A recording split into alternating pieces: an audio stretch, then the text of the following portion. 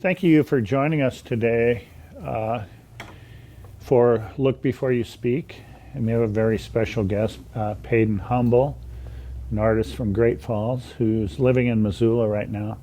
And he's going to be working on something, a work in progress. But it's, I just want to talk a little bit about the program. And thank you so much for coming on and agreeing to do this. You're welcome. Thanks for having me. The concept of the program is, oftentimes television as it's evolved since the late 40s has conditioned the human eye to expect an image to rotate in front of our eyes every second. And so I believe that that's had an impact on the way that we look at and see the world. And so this program is different because it looks at and focuses on an image for a long period of time. And I know that that's kind of boring to a lot of people, but there are people out there that watch, and we like to develop ways of articulating what it is that we're working at. So Padyn, thanks for jumping in and agreeing to do this, and Definitely. We'll take a break here and get set up for you. Cool. This in, and this is, you had mentioned a work in progress, so we're going to let you get started. Okay, that sounds good. And don't feel pressured or anything to talk. I may ask you some questions as you're working. Okay. And so this is a found object assemblage. Yeah, I typically kind of work with found objects and try to add them together in my compositions. I get a lot of inspiration from finding found objects. This one, a friend gave me this skull, and I found this stool at Home Resource. And so it's kind of what I'm figuring out right now, is how these objects relate to each other the best. And he was finished at one point. This guy's called High Horse. This is a horse skull. And I found these bows, and I thought it might look pretty good to have the bows screwed on the head and make it kind of a feminine thing. But yeah, he's been living in my studio for a couple of months. And how long have you been working with found objects? Been working with found objects for at least a couple of years now. I didn't really work with them until, about 2 years ago, and I found out that I really like sculpture way more than painting. My head kind of works more 3D, which is nice. And I like being able to kind of work around something. Do you, when you begin to approach something like this, do you work graphically at all? Do you begin by making sketches? And No, I don't actually. I usually can see the work in my head pretty clearly, and then I just kind of work from there. I think. Would you like for me to help you? No. No, it's okay. Okay. It looks a little wonky, and it definitely is wonky, but I think that's part of my practice, is finding out the best way to do something. And I think most of my sculptures are a lot of intuition-based decisions, and I think that's where the lack of drawings or planning comes from. Okay. So I'm just going to kind of unscrew these guys. I think there's a great tradition of working from your subconscious in putting things together. Do you have artists that you look at that have done this type of work? Yeah, I do. There's a lot of them that are really, really contemporary, like recent grads that I find on my searches in the internet and things like that. But I look at Rauschenberg a lot. He's one of my kind of like older influences. I'm really interested in some of the street artists from the 80s and 90s, the way that they use graphic imagery. So I think I try to bring like a graphic approach to my found object sculptures, if that makes sense. Yeah, yeah. I think that's where maybe like the polka dots came from in this one, and like the bold pops of color. Yeah. And Rauschenberg used skulls in his Yeah. famously incorporated them in with furniture. There's a recent grad from New York, I think. His name is Vincent C. Chen, and he does a lot of found object sculptures that I'm really interested in. They're really large scale, and he uses a lot of foam to carve that. And a lot of them look like they're kind of like a machine in a sense. They're really beautiful. And so he's been kind of an inspiration for this body of work.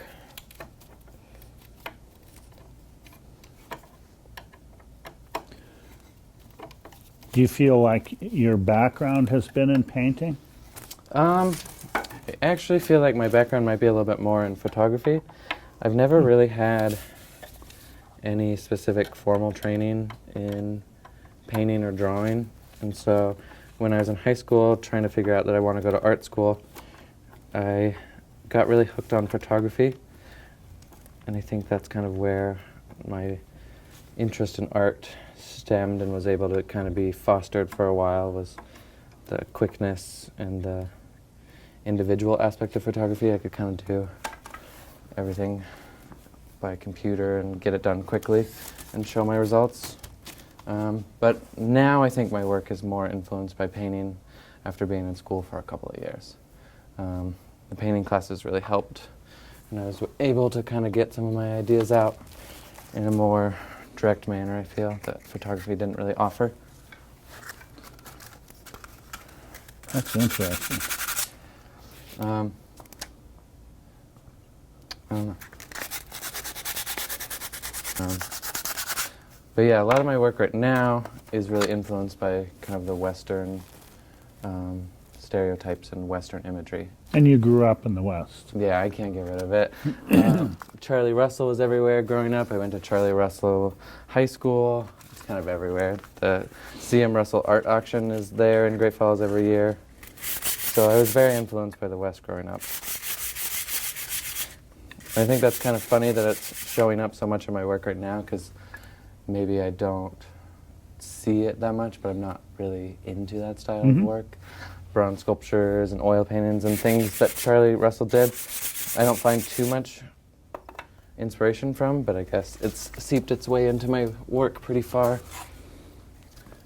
Except that he was an early artist in the States and practiced. He was pretty disciplined about his approach. Yeah. I think that no one can take that away from him. No, definitely.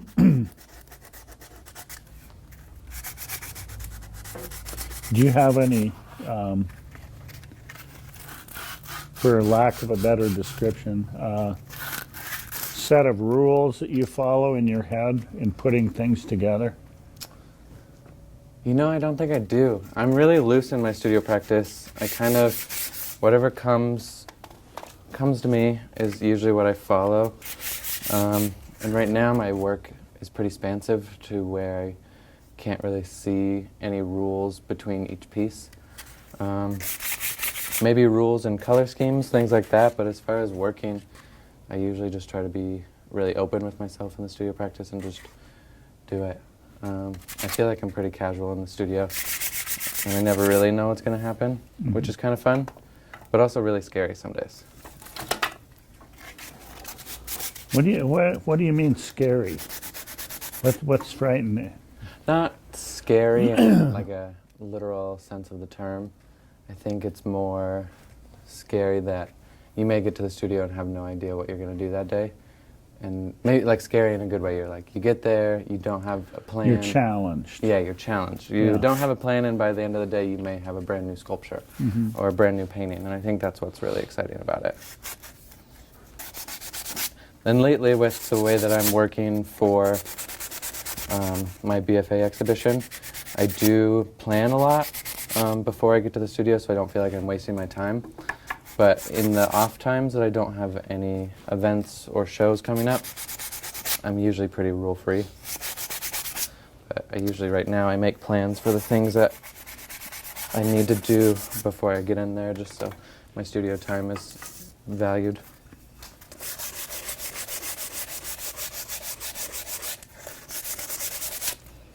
Okay, I think those look pretty clean. I might paint them now.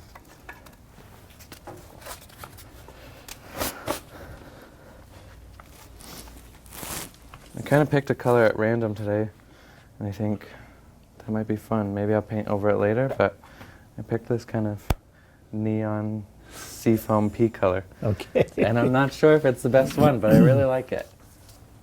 Make sure those don't get paint on them.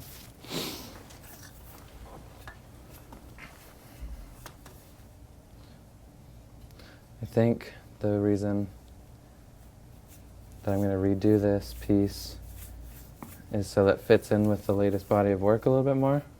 I think there's a lot more color in the work that I'm creating for my BFA show, but this piece maybe was a catalyst for the style of BFA work that I'm doing.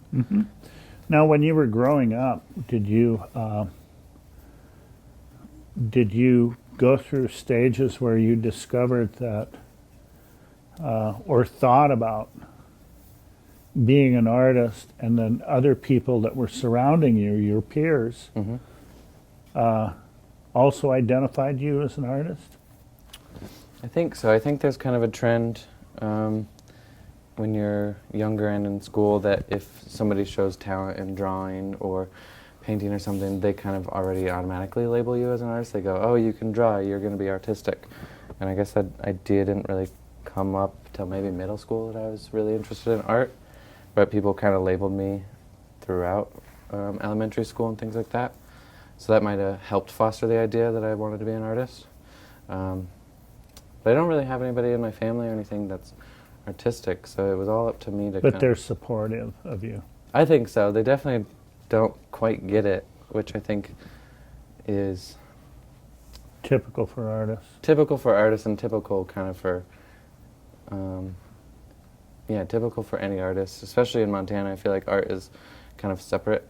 And so my family does their best to get what I do, and I feel like my style of work, doing found object sculptures and things, is a little harder to wrap your head around than painting or drawing. So yeah, my family does their best. Gonna let that one sit for a little bit. Oops, I'm gonna get messy today, that's okay. If you would like for me to help you, and let me know. Okay. I can hand you something, or I'm not going to paint. Do you want to be my assistant today? Yeah, did you, so I noticed you're talking about colors in a very casual way, and so it's not something that is, you're looking at color cards and plotting, Yeah. or deciding you needed a complement to another area of the sculpture, or I that- think. oh, I'm sorry. Go Oh, ahead. no worries. I think that aspect of color in my work, the kind of responses that I have to it, are definitely not planned. I never really know what I'm going to do. I buy a lot of spare paint from Home Resource and things, so I just stock up on a lot of different colors. You're the one that's been there before me. Yeah, I love Home Resource. Their paint room, especially their new remodel of the paint room, has been great. Yeah. But I think the way that I deal with color in my work is definitely the way that I deal kind of with the objects in my work, and the way that I assemble my things is the decision to paint something in a specific color comes much later or directly in the moment. And I think my ideas of complements or ideas of colors, it matters for sure. Like, I want it to look a specific way, but I think it's more of the way that I feel about it than planning that it's going to be blue or planning that it's going to be pink. Right now in my work, I'm trying a lot harder to think about color. There was a time in my work that a lot of things were almost the same color throughout each piece, and that color was always pink, so I'm trying to step away from pink a little bit and see what other colors could kind of stand in place of pink. How important is the title to this? To this one, it's pretty important. I was thinking of a lot of the entitlement and like standards that come with masculinity in the West, and kind of the horse as a symbol of power. So that's kind of where the title High Horse came from. And it doesn't really make sense without the trophy, I feel like, so that's... The trophy was the piece that inspired this piece. I had the skull and all of these pieces in my studio, and then once I acquired the trophy, the image kind of popped in my head to make this wonky kind of figurative piece almost. I feel like it's kind of like a person. I refer to it as a person a little bit. But maybe I just It's figurative. yeah, maybe I just personify all my sculptures because they're my creations. Sure.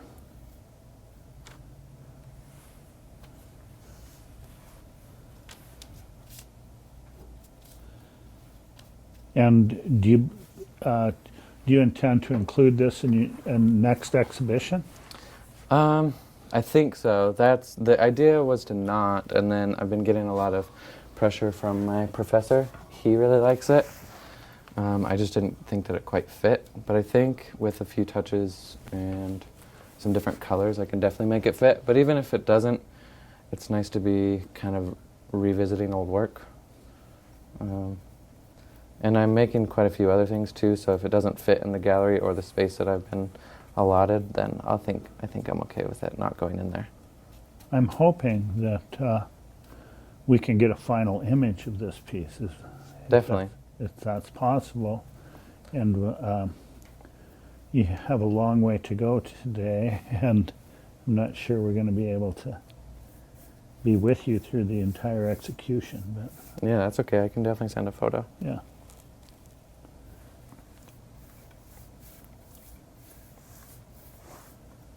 That one got a little gloopy. I heard that you collect president heads. Is that true? Yeah, I do. I kind of. We're sidetracking from your work. That's okay. That's not very fair, and our audience would be completely bored with my. But yes, I do. I read everything I can about the presidents, so I have quite a library, and I do find it kind of fascinating to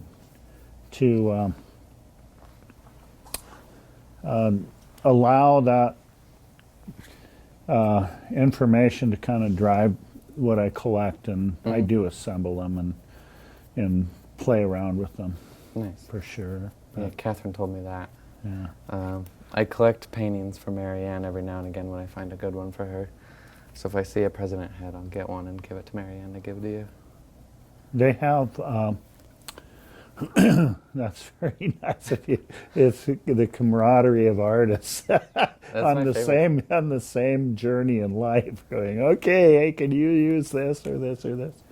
Do you have something that drives your collecting? Yeah, I think I look for a lot of kitsch objects when I'm at the thrift stores or the antique stores, wherever I look, and things that I think I could maybe recontextualize, like cowboy boots or truck hitches, horse skulls, things like that. I feel like anything that's kitschy and or Western, at least right now, is what I look for. And my studio mate Erin collects a lot of things too, whether or not she actually uses it in her work. So that camaraderie that you're talking about is, we trade back and forth in our studio all the time. That's great. She'll do like a studio cleanup and she'll say, "Do you need this?" And I say, "Probably not, but I'll take it." So that's really nice. I really like that aspect of art. When you meet people that are interested in similar things, you kind of just help each other out. Oftentimes, like when I hear you talking, it makes me think that artists from an early age see the world differently. Like writers and poets, dancers, visual artists for sure, have no fear of recontextualizing the world. So many people do, though. But artists, poets, no fear whatsoever of like taking something and putting it with something else and completely changing the meaning of it. And I think that is pretty consistent. I'd agree with that. I think, I mean, there's so many things out there that we're paying attention to all the time. So if we just make them the same as what we see them as, then there's no fun in that.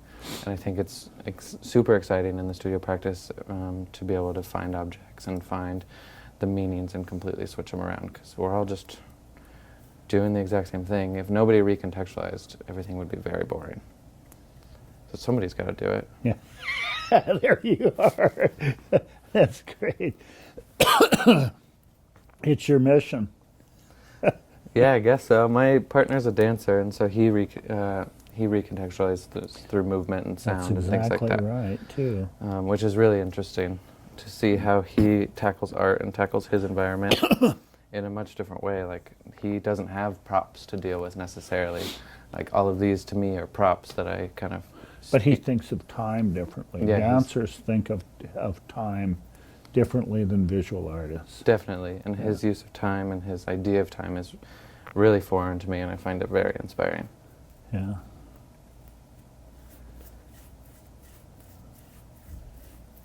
One thing I think art does is we're looking at this and just watching you paint, and I think art helps us,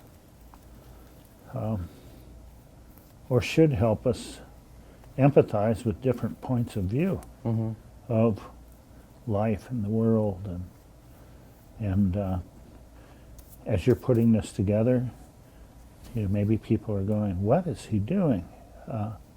And that's a great question. How is this person putting this together? Why is he putting this together? Why is he using this color? All of those are great questions as people are watching today. Those are better questions than, I think, because the way that we're looking is sped up, and our eyes are being conditioned to demand entertainment. We often rush to judgment. And one of the things with this program is just trying to get people to slow down and ask those questions. Why is he doing this? Why is he using that color? And really looking and not making judgments about, I love this sculpture, I hate this sculpture, you know. Because the judgment statements are way more natural. Yeah. They're intuitive.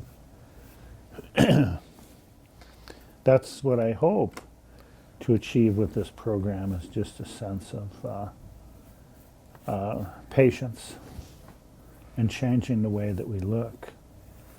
It'd be nice to get from some people, because I definitely think that they view art as this foreign object, and so they look at it immediately and they go, I don't know why I did that, and I don't really like it visually, so I don't really have any questions about it. And I don't think it needs to be so foreign if it's not your thing that you do. I think a lot of times I get people that go, well, if I ask somebody's opinion that's not an artist, what they think of my piece, they go, oh, well, art's not really my thing, so you shouldn't ask me. And I go, well, that's... They're jumping ship. Yeah, they're jumping ship. And I go, well, art's not really anybody's thing, to be honest. We just kind of do it as certain people. So if you see something recognizable in a painting that you know about, maybe ask, like, why did you use that? So I definitely understand that sense of empathy. It would be nice to have people tap in a little bit more and be willing to learn. Because I think a lot of people expect artists to learn other aspects of life that we may not be interested in. So, like, an accountant should maybe ask us about it in oil painting, because I don't expect an accountant to be interested in oil painting, but I'm not really interested in accounting, so. Yeah. Okay, these are kind of sticking to the newspaper, which I thought they would, so maybe I'll just leave them for a little bit. Oh, they could sit Rotate them around. Yeah, they could sit on the screws. That might be nice. Yeah, so this is shrink wrap on top of the skull. So I'm going to take off this old shrink wrap that broke while I was in the studio. I recognized that when I made this, that it's definitely not archival, and it's probably not going to last, but I think a lot of my things don't. So in order to show it again, I'm going to rewrap it with some new shrink wrap, and then maybe put a new pattern on it, see what that does, or a different color of polka dots. Last time I did it, I've shrink wrapped this thing so many times, it's ridiculous. I think the first time that I tried to So make how do you actually have shrink wrap that you wrap on there yourself and then you... Yeah, so I have shrink wrap. I got it from the like winterizing your windows section. Oh, okay, okay. And that's what I put on there. And then I kind of just, I think I need to find a better system. I just tape it to the bottom. Maybe I could staple it, but since it's fragile plastic, I'm not really sure what the best option is. How important is that layering of the skull? I think it's kind of important visually. I'm not sure compositionally, but visually I think it helps cause like a sense of preciousness to the skull and a barrier from the audience that they can't just immediately access it. And I like that barrier. And are these bows from a... From thrift stores, yeah. Okay. I'm not sure what they came from. They have hooks on them, so I think you can hang them on your wall, but I can't picture why you would hang those on your wall. Well, I wanted to just thank you so much for coming in today and talking about this piece. And as we begin to wrap up here, can you talk a little bit about how your plan to complete the sculpture? Yeah. I'm not sure if the painting of the legs is exactly what I want. I definitely think that difference of color between woods would be nice. I might also cover the legs in plaster and make them a little bit of a different shape, or just a different texture. Put those back on, make the sculpture the same height again, redo the shrink wrap, and then change the color of the polka dots, maybe do a new pattern, maybe no pattern this time, and then definitely adhere these bows back to the legs. I want to kind of make it look like I just thatched this sculpture together instead of screw it. And you know, what I find really fascinating is how definite you are about your vision. You really know exactly what steps you're going to take to complete the sculpture. I think that is kind of the only thing I know in my studio practice is once I have an idea of the piece in my head, I definitely know the steps I need to get to finish that piece, but kind of in between pieces is when I start to lose it in the studio a little bit. Well, I want to thank you so much for coming in today, and as you continue to work on this, I'm hoping you can send us a photo of the finished object. Yeah, I can And definitely thank do you that. so much. Yeah, thanks, Steve. Okay. That's our program for today.